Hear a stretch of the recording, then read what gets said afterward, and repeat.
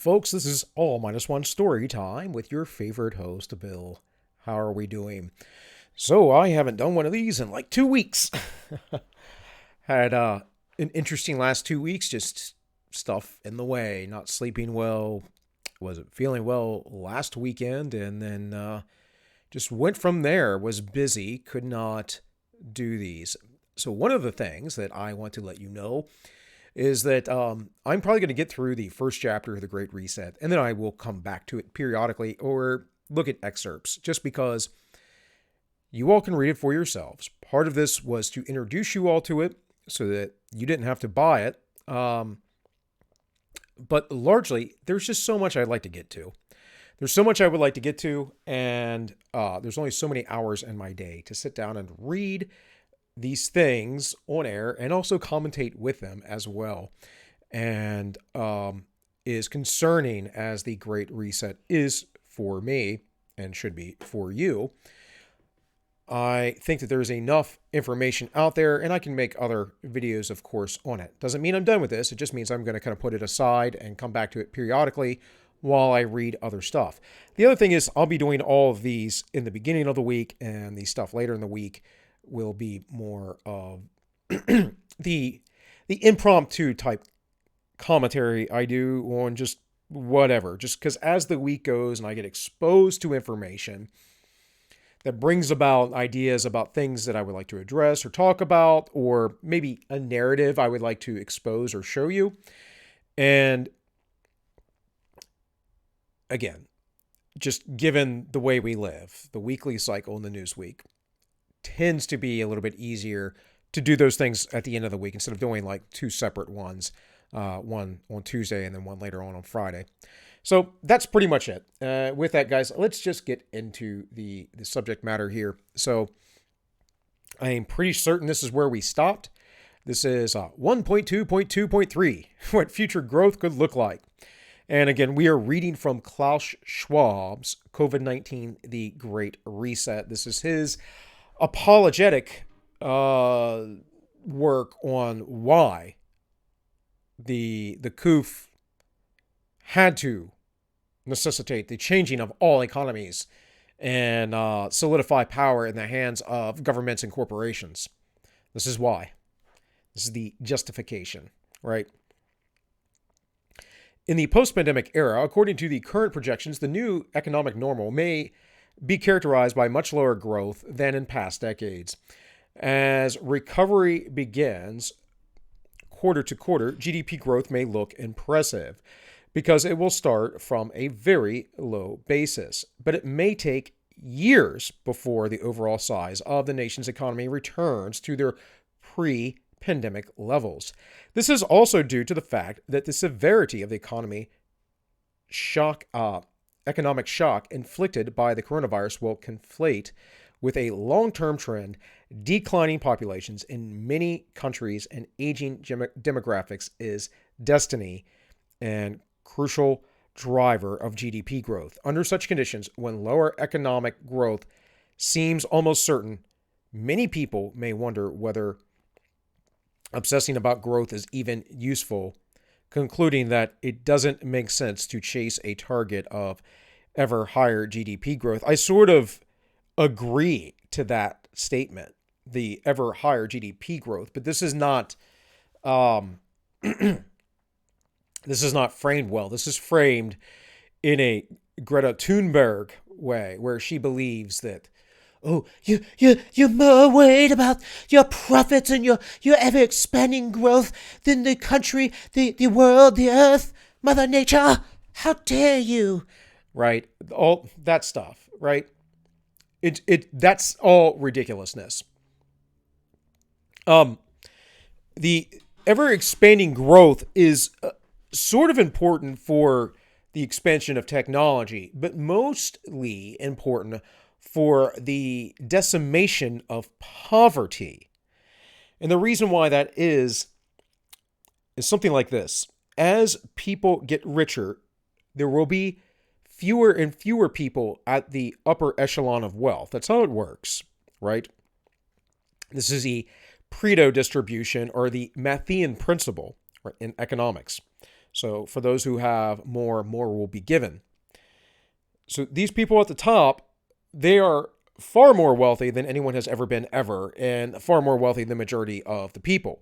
However, as they move up, everyone else moves up too. They may not move to the same degree, but as let's say toilets, television, air conditioning, refrigeration, motor vehicles, etc., become ubiquitous, we all become wealthier. We all live in more luxury. And most of the issue of today's world and all of the crybaby, whiny nonsense comes from people who are concerned, overly concerned, that is, with material possession, with the material world, and they are overly concerned with covetousness, the desire of what their neighbor has, versus making their own way and earning it themselves. Because they have plenty, guys. All of us have plenty. We have more than enough. In fact, most of us waste money. We consume because it's a habit. It's a hobby. It fills the void, right? So again, in a philosophical, principled kind of perspective, yes, I would agree with Klaus Schwab. Although the expansion of wealth is actually what allows the more and more creation of wealth is what allows people to be brought out of poverty. In essence, in a nutshell, right? Let's see, what else did he say here? May take years and years to get to pre-pandemic levels. Well, Donald Trump turned around the economy within a year in the United States. After 16 years of Bush and Obama. Now, I'm not saying he did everything right or perfectly or constitutionally either. But the fact of the matter is, the man brought income into American households. He brought it into American families. If it takes years to recover, it's because of government policy and poor government policy and policy that Klaus Schwab wishes to implement. 100% guaranteed. Says this is also due to the fact of the severity of the economic shock inflicted by the coronavirus will conflate with a long-term trending decline in populations. Well, again, why do we keep talking about this? Because it doesn't matter if technology is going to replace it. Because out of the other side of Klaus Schwab's mouth, he will talk about the replacing of the workforce with technology. In fact, it's part of his entire goal in his fourth industrial revolution. And he wants to chip you all and make you some sort of transhuman, product of the New World Order. So, yeah, I just don't see any true, any true argument here in anything of any sort of real substance, because I know what Schwab wants. He wants to chip everyone. He wants to control everyone's money.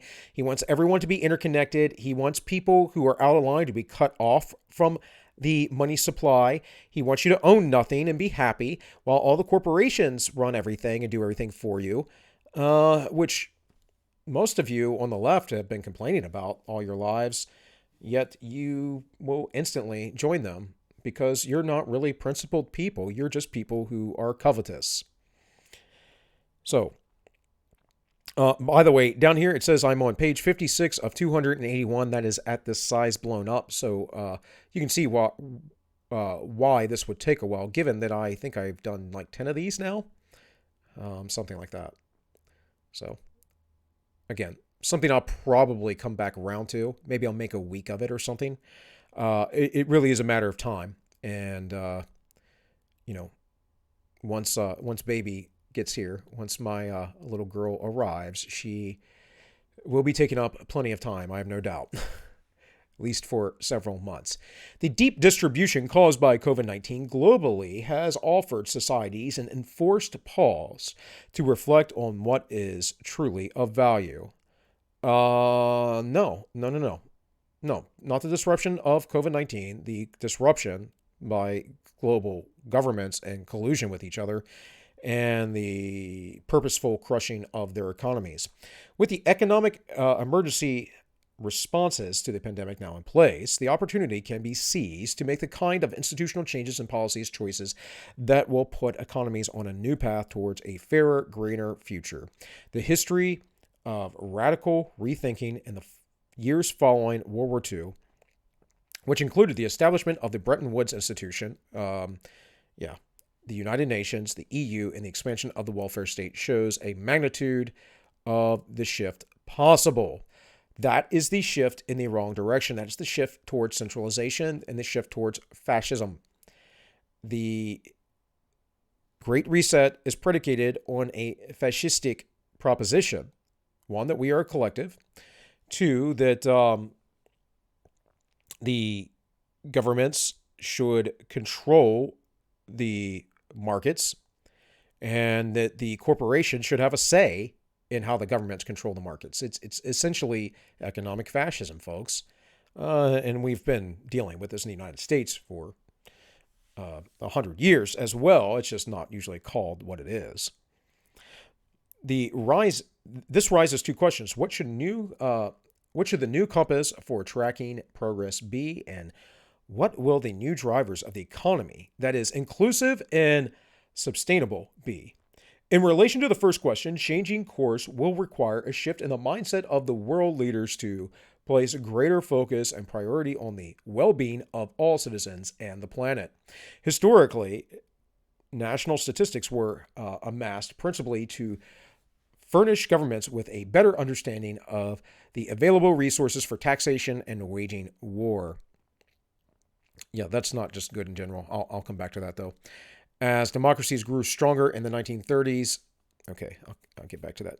So, in relation to the first question, which is, what should the new compass for tracking progress be?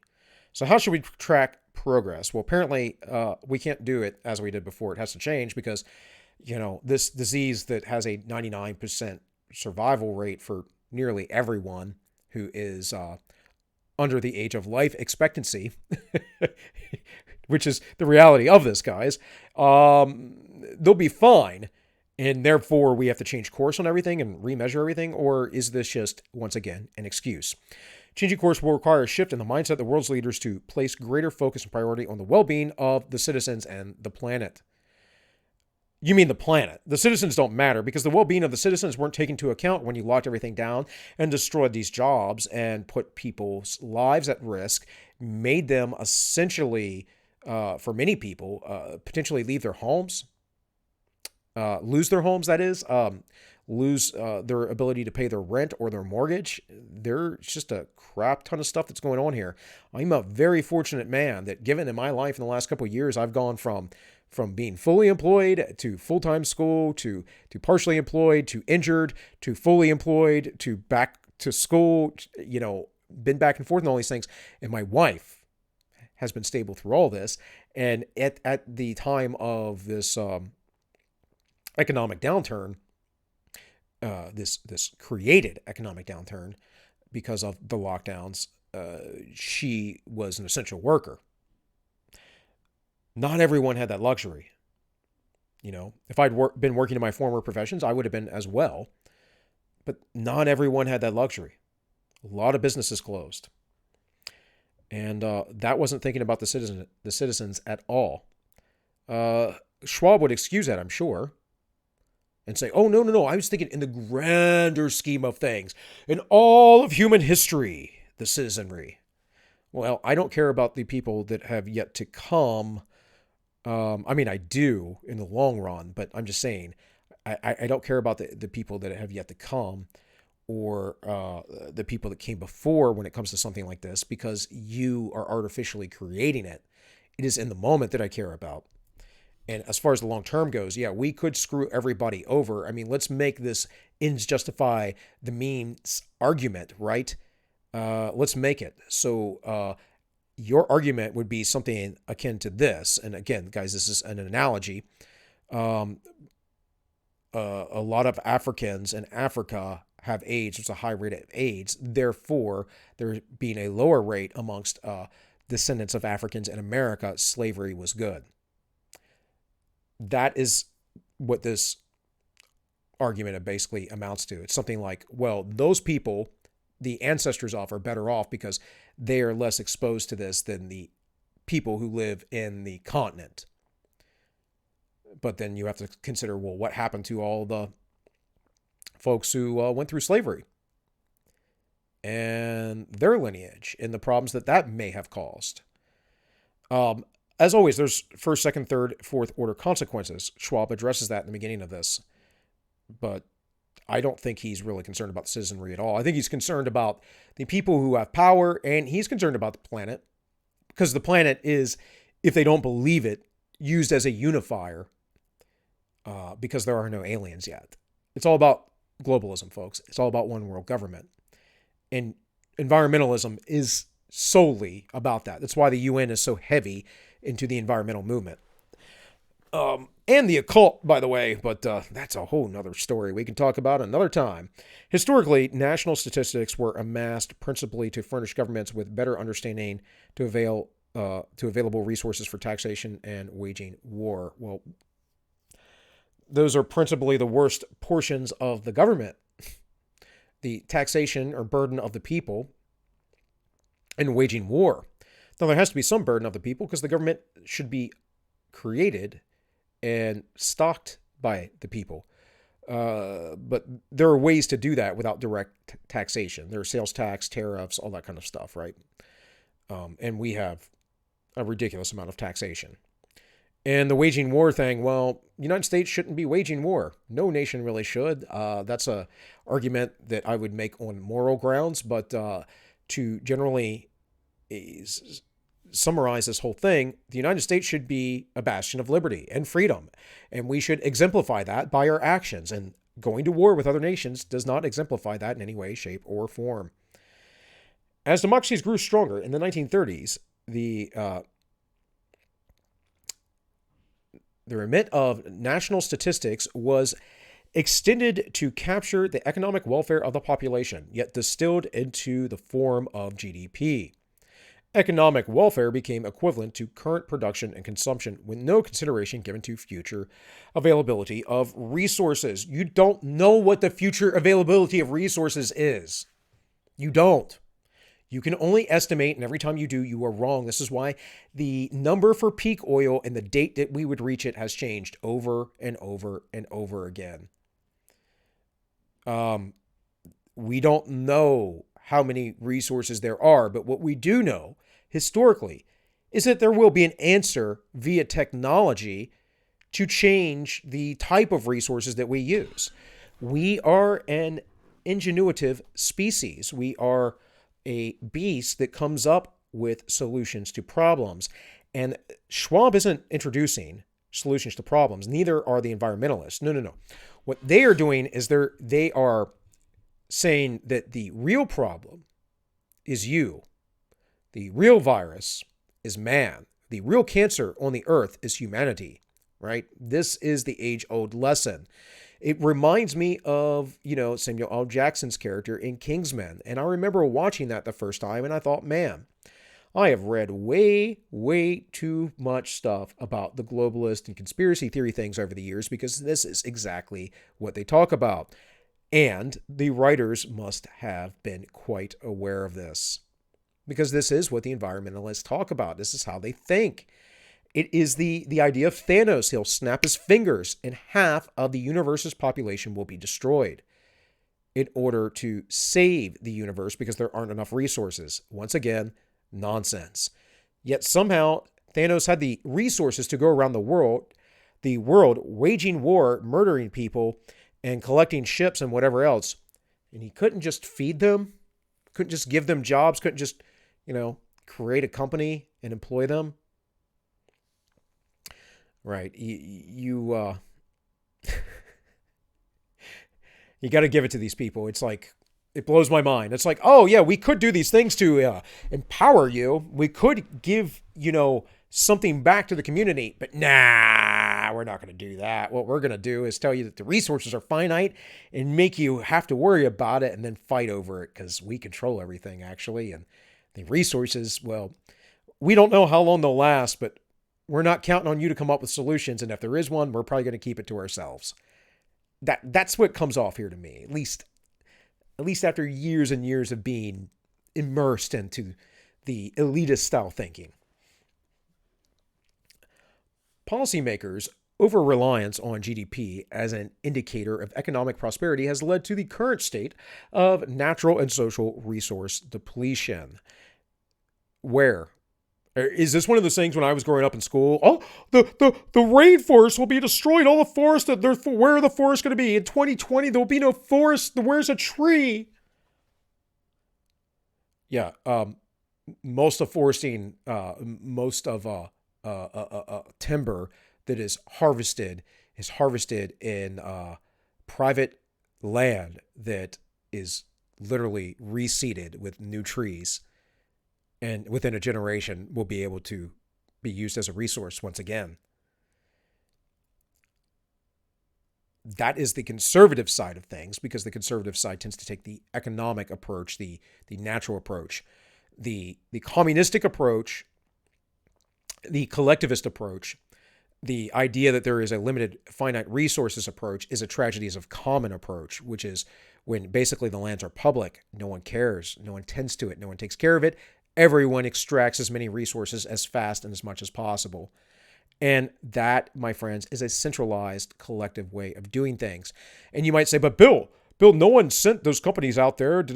No, but it was public land, meaning once the land was allowed to be farmed, mined, whatever, logged, once that land was allowed by the government, being public, anyone had right to it. See, property rights are important because they're the things that keep resources from being destroyed.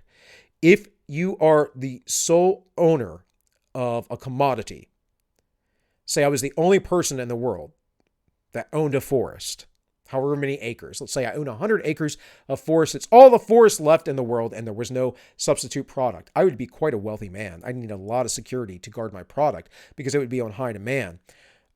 I would not, in any way, shape, or form, allowing my stock of that product to disappear, though. It's the same reason why we have bison today. After they were nearly hunt to extinction because of the tragedy of the commons, people just did it for sporting. They did it for just pure pleasure. Supposedly, people would ride trains out through the West and just shoot out the train windows and just kill buffalo. Not pick up the meat, not anything. They almost went extinct. And what happened? Well, they started farming them. And now you can buy them in the grocery store and eat them. Nobody is worried about the extinction of buffalo so much today. But more importantly, nobody's worried about the extinction of the regular, old Jersey cow or chicken, right? Not going to happen. Why? Because we farm them. We use them as a commodity. We're intelligent about it. The opposite is true when you get rid of that control, and that's exactly the over-reliance of the natural and social resources. Well, social resources are important because that's labor. In any case, let's keep going. What other elements should an improved dashboard for progress include? So it says, first, GDP itself needs to be updated to reflect the value created in the digital economy. No. GDP is not measured well, but that's because it's measured under Keynesian standards, and Keynesians are not good economists. Although I keep hearing about MMT, and I'm not aware of that. I need to look into it. Especially, I watch Adam Friend quite often, usually on Sundays, and I caught him Saturday morning. Actually reached out to him. So maybe I'll try and get him on the show here eventually, but he talked about it. It's one of the things I'd actually like to talk with him about because I'm not aware of it. I'm from the Austrian school. In any case, first, GDP itself needs to be updated to reflect the value created by the digital economy, the value created through unpaid work, as well as the value potential destroyed through certain types of economic activity. The omission of value created through work carried out in the household has been a long-standing issue, and research efforts to create a measurement framework will need new momentum. That sounds like they're talking about paying housewives. Well, sorry, guys, I'm a house dad, and the only money that currently I am making directly is through my streams and the live show, the Ends Justify the Memes. I do have one subscriber here thank you very much over on the Subscribestar. Guys, that link is in the description if you do want to help me out. But the point is that people at home are just taking care of their own business. That's not an economy per se, right? Again, if we go back and we think about primitive life, whatever that is to human beings in any culture around the world, you were in your tribe, you had duties to survive. That was it. There wasn't really a lot of exchange within that. Once you met other tribes, outsiders, you started to see new things, new materials, new resources, and you go, oh, we need to trade. And the people that stayed home, they didn't make any money. There's a reason for that. It's because they didn't produce anything necessarily to trade. They were just doing what they had to do to survive. Survival alone is not a commodity, right? It's not a commodity you can trade. Now, I can trade my survival skills to help keep you alive in that situation, right? I can teach you. That can become a commodity. But the basic needs of my physical, material, animalistic nature, eating, right, and shelter, and basically heat, that stuff, preparing food, creating my own social networks or whatever, or hierarchy within my home, that is not something that is of value to the outside world. It is only of value to my house. When you go out into the world and you do a job, that has a value to the greater portion of society or to your neighbor.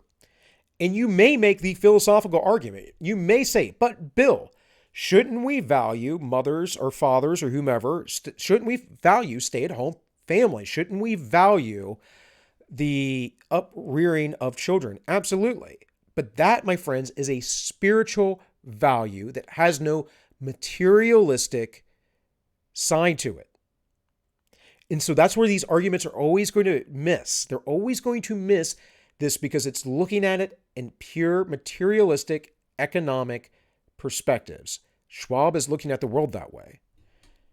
When I talk in this channel about strong societies or spiritual life or any of those things, it's because that does have a value for a strong society. A society based in wealth and material, based in GDP, commodities, command and control economies, all this stuff is a weak society, because when it all falls and is all destroyed, society will be left in a nihilistic wasteland and people will not know how to do basic survival skills. See, I can scale up to you, but you cannot scale back to me. The spiritual side, spiritually minded individual will always be able to scale up to the world and remain level-headed. But the world will never be able to scale back its materialism to become spiritual. Not in whole. Individuals may, but not as a whole. Just is not the way the world works, folks. This is the kingdom of Satan. And you should expect everything that name implies. So it says, in addition, as the digital economy is expanding, the gap between measured activity and actual economic activity has been growing wider. Furthermore, certain types of financial products, which through their inclusion in GDP are captured as value creating, are merely shifting value from one place to another, or sometimes even have the effect of destroying it. Second, it's not only the overall size of the economy that matters, but also the distribution of gains and the progressive evolution of access to opportunity, with income inequality more marked than ever in many countries and technological developments, driving further polarization. Total GDP, or averages such as GDP per capita, are becoming less and less useful as true indicators of individual quality of life. Wealth inequality is a significant dimension of today's dynamics of inequality and should be more systematically tracked. Thank you, Klaus. Thank you. Why do I say thank you? Because this paragraph, this sentence, whatever it is, it's a sentence, is exactly what I was just talking about. He is making an argument here that material inequality is what is most important, and we should look at that dynamic. And my argument is no. Your focus on exactly that is why, in part, why we have a weak society. It's why Marxism makes you weak. It's why postmodernism makes you weak. Look, guys, if you're a victim, you're weak, and that's fine. Everyone's a victim at some point or another. I've been a victim of things, right? I'm not going to sit here and cry about my victimhood. Some of the victimization that I've experienced in life, believe it or not, was my own fault. But, I take accountability for myself as much as possible. Again, these are spiritual things, self-accountability, being able to know that I screwed up, right? That I victimized myself.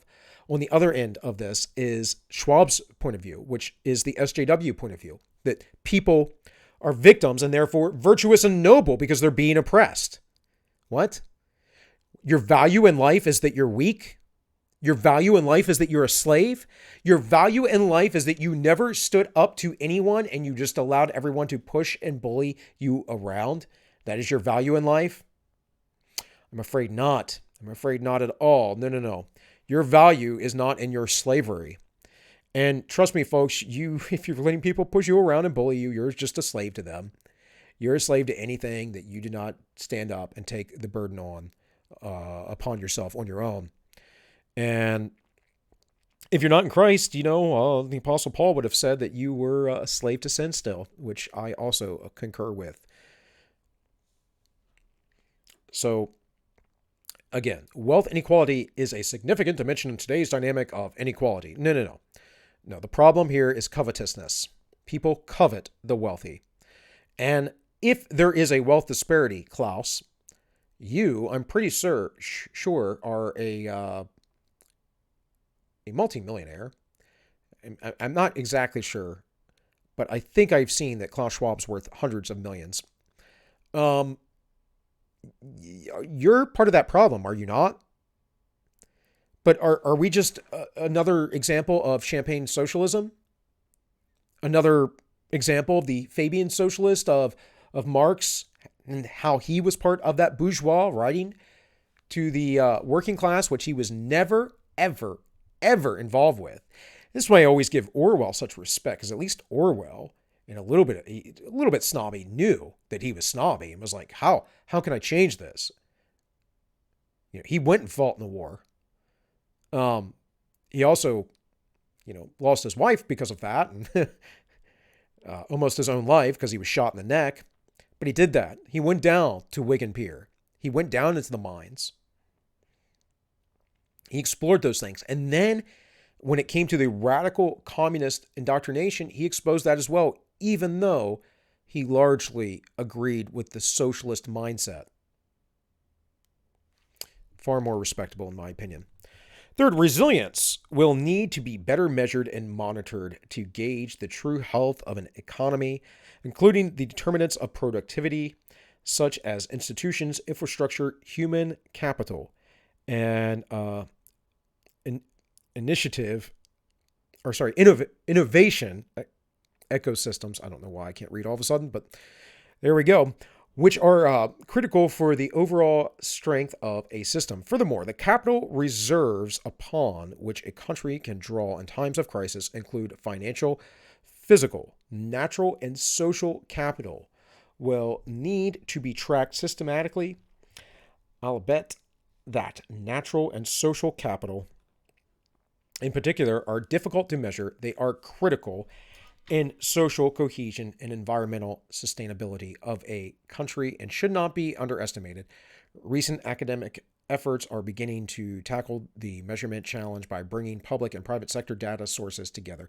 So the only thing I could think of here, this brings to mind, is the idea that look, everyone's always known that there's social capital, guys. Like that's how you interact with people and the strings you can pull and whatever else people like you that helps you get hired, right? Social capital is a real thing. But I feel like he's talking about influencers like your Instagram models, your Twitch thoughts, your Hollywood types, those type of people, your famous YouTubers. Obviously not me, but your much bigger YouTubers like say someone like PewDiePie, who is generally pretty based. So not him either. But but that's kind of the impression that I get. Because the reality is that we do pay for social capital, and part of that is the meritocracy.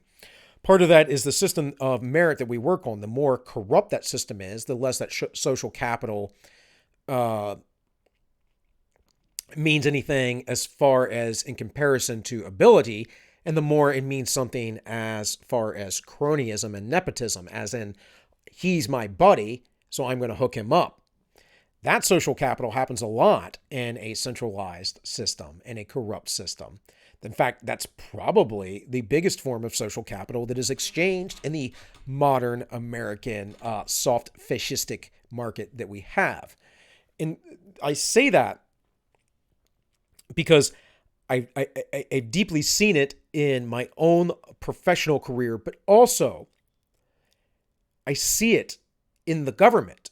We see these people jump between organizations all the time. We see people who are married to people in the CIA who are also married to journalists, right? Stuff like that, or in the government, or that own a company, and then all of a sudden they're an advisor on a board. So that's social capital, is it not?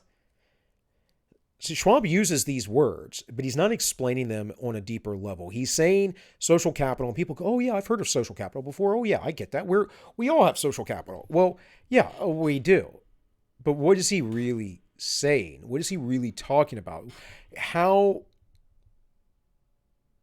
important is social capital to him when it comes to the average Joe, to your MGTOW incel guy who is playing video games all the time? Is Schwab even thinking about that guy? Well, no, probably not, because those are the guys we don't like. They're not part of the woke crowd. We don't like them. They're men. They're white. They're whatever. I don't know. Name your freaking stupid, surface level arbitrary judgment upon folks. And, white men, whatever it is. That, I think, is he's not concerned about those folks at all. He's not concerned about the awkward girl who isn't an SJW, but doesn't know how to put out her intelligence into the world because she just doesn't communicate well with other people because she's really shy. I don't think he's talking about any of that. When these folks are talking about social capital, they're usually talking about cronyism. And that's the bottom line. They're all a bunch of cronies. They're all in bed with each other. Yeah. I don't know. That's about all I got to say on that. Guys, this is running longer today, but I'm going to keep going because I want to try and finish up this section. So this real examples of a shift in policy making or makers emphasizes are appearing. It is no coincidence that in 2019, a country placed in the top 10 rankings of the World Happiness Report unveiled a well-being budget. The Prime Minister of New Zealand's decision to embark money on social issues such as mental health, child poverty, and family violence made well-being an explicit goal of public policy. In so doing, Prime Minister Ardern turned into policy what everyone has known for years, that an increase in GDP does not guarantee an improvement in the living standards and social welfare. Well, who said that, though? And I don't think that's what government, it's a general measure they look at. But then, you know what else they do? You know what else economists do? They break things up into quintiles. That is fifths. And they see that in America, people move between those, all the way from the bottom to all the way to the top. Now, as far as New Zealand doing stuff, like, who cares? New Zealand, 1, is a very isolated country. 2, like 90% of its economy is sheep shearing, literally. Maybe that's changed in recent years. I don't know. 3, they are a massive nation with a very small population. I'm not trying to make policy dictated on a anomaly of a nation that doesn't have any real geopolitical power, isn't a one for one of America, for instance, with all of our various pluralities of ethnicities living together. And that essentially, I can look it up real quick, but whatever the population of New Zealand is, actually, I'll go to my phone, I'll try and look it up real quick. But whatever the population of New Zealand is, there are many a state that are far more populated, I guarantee. So let's see here.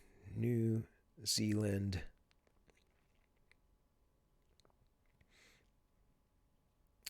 has 4 million people in it, 4.9, almost 5 million people in it. So I live in West Virginia, one of the least populated states in the Union.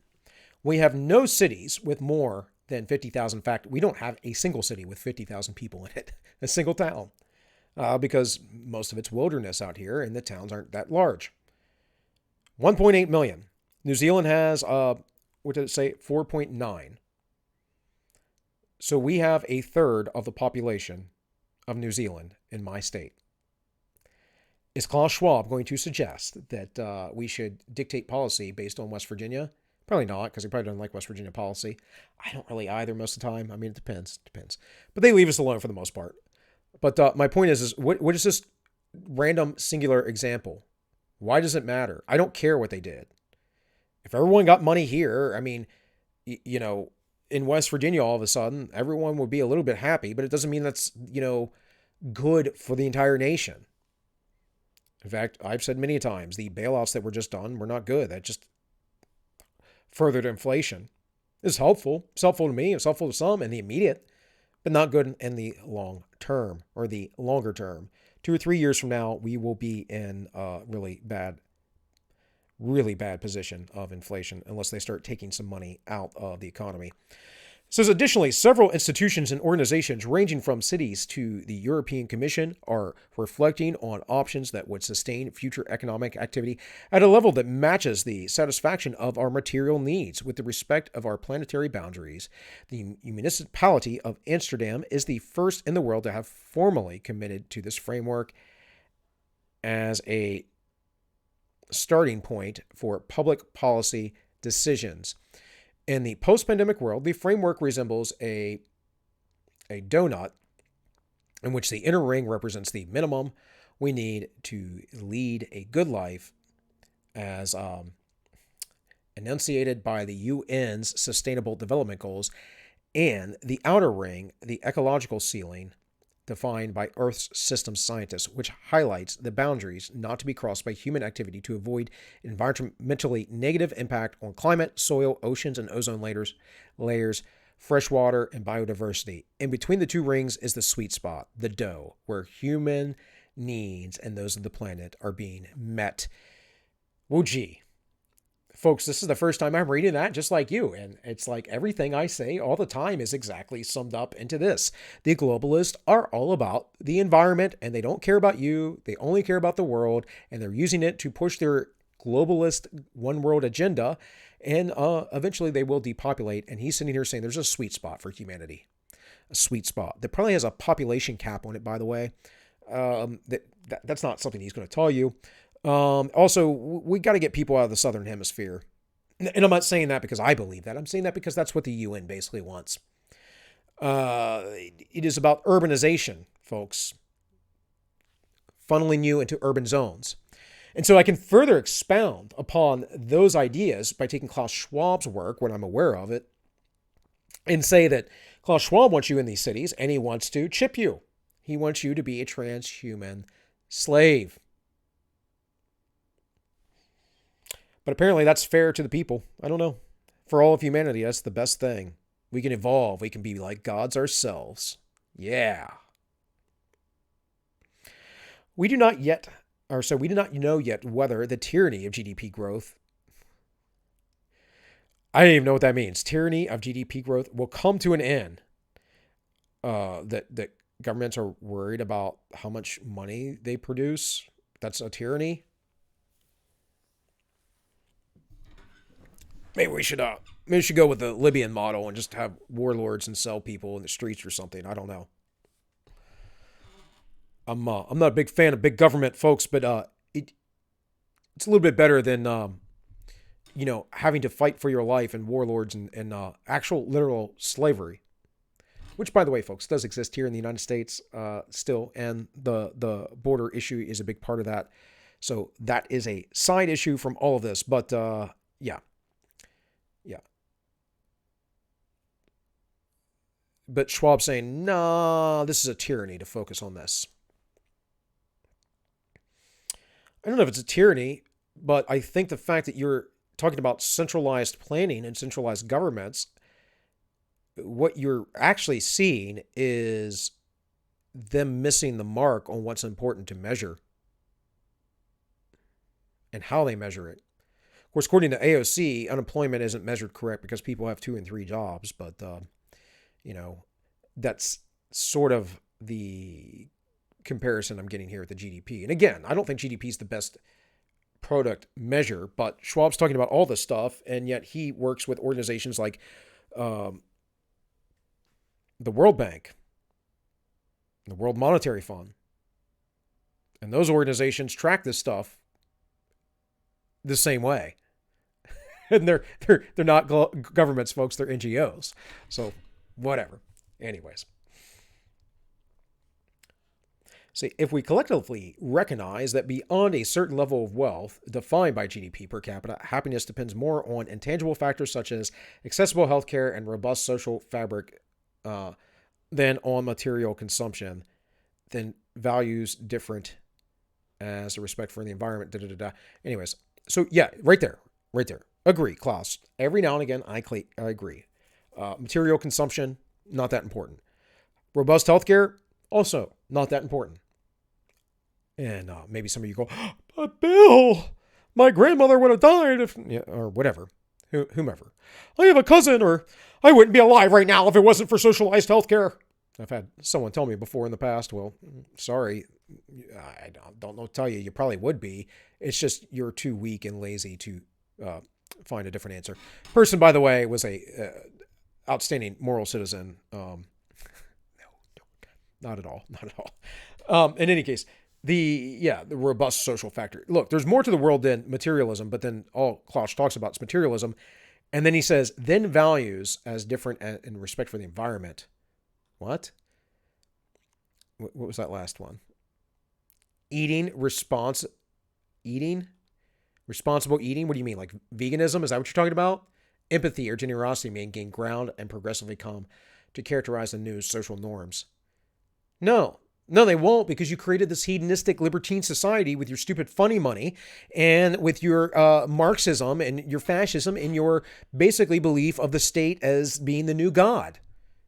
They absolutely won't. You're just going to create a worse situation. You're going to create more nihilism, more despair, and more havoc as you and your great wisdom intervene in the world. Beyond the intermediate ongoing crisis, in recent years, the role of economic growth in advancing living standards has varied depending on context. The high economic economies' productivity growth has been steadily declining since the 1970s, and it has been argued that there are currently no clear policy avenues for reviving long-term growth. In addition, the growth that did materialize disproportionately accrued to individuals at the top end of the income distribution. A more effective approach may be for policymakers to target welfare enhancing interventions more directly. In low and middle income countries, the benefits of economic growth have lifted millions out of poverty in large emerging markets. Not via welfare, though. Via jobs, via enterprise, production, services, goods. Not welfare. Providing someone with welfare is essentially saying, here you go. Here is something for nothing. And the nothing in this case is their existence. So you could say on a existential philosophical level, you could say, but Bill, if we don't support them, they'll die. Or they might get a job because they'll die, right? Now, there are some people that absolutely cannot take care of themselves. I am not denying that whatsoever. There are folks who can't even dress themselves. I am not kidding. Guys, I worked in a jail for 13 years. I worked with a lot of people of various ilk, of all kinds of social stratus. And I can tell you that there are people who are mentally handicapped to the point that they cannot dress themselves. I've dealt with them. Some people need help.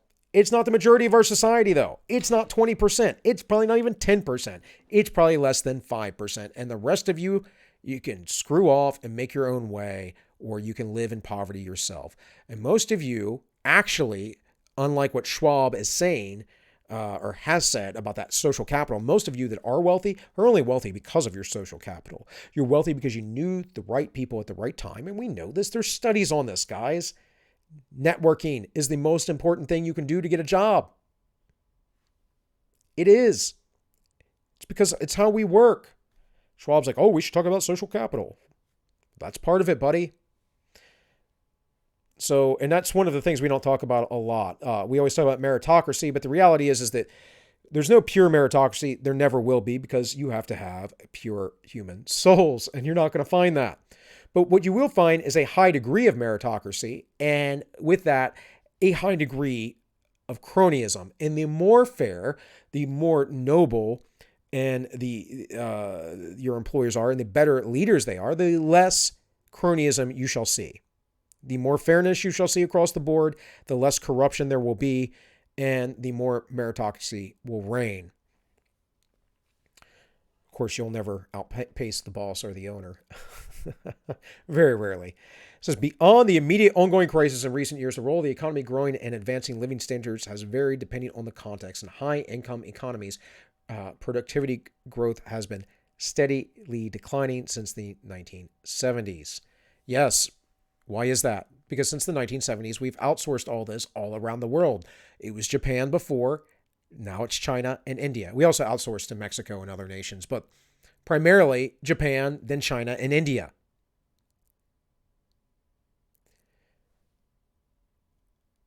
This is an easily explainable phenomenon. Now, if someone else has other data that I am not privy to, please show me. But this is why the productivity has steadily declined. It has been argued that there are currently no clear policy avenues for reviving long-term growth. In addition, the growth that did materialize disproportionately accrued to individuals at the top end of the income distribution. Why? Because they were the ones allowed to play according to the government and according to their own practices. Again, talking about that social capital, right, Klaus? A more effective approach may be for policymakers to target welfare-enhancing interventions more directly. No. That is, again, how you create slaves, people existing and getting paid. Why do you pay? Or why do you get paid? Well, I pay to exist. Well, what's your real job? Probably just to vote. Probably just to vote if you're in a blue district. You're a slave. I'll tell you why you're a slave, though, because if you do anything to free yourself from that agreement, guess what happens? That money goes away. Now, those people don't truly want to be free. I don't think they have any real pride. They're more worried about the money they get, and just living on easy street. Again, hedonism, folks. It's what it encourages. That's what welfare encourages. In low and middle income countries, the benefits of economic growth have lifted millions out of poverty. Yes, because of production, and mostly because European nations and the Anglosphere outsourced. The policy options to boost growth performance are better known as addressing basic distortions. Yet new approaches will have to be found in manufacturing-led development models, and fast losing its power with the advent of the fourth industrial revolution. Manufacturing-led development models is fast losing its power with the advent of the fourth industrial revolution. That is Klaus tooting his own horn, and I hope that is it. I think that is it. No, we got all kinds more to read. Wow.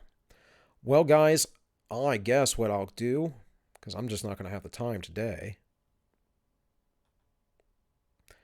is I am going to stop it there. I will pick this up tomorrow. Might be a 10-minute one, might be a 20-minute one, but I've been going on for about an hour now. So it's just time to go. I will pick it up tomorrow, and then we'll probably leave it there for a little bit. I'll come back to it. I will also tomorrow be releasing the Father Sephirim Rose's treatise on nihilism again. So starting all that back up, trying to get back into the groove. Sorry for the 2-week layoff on these, but such is life. Things happen. And that's about it, guys. So with all that said, this has been All Minus One Story Times, the Great Reset. And I wish you all well.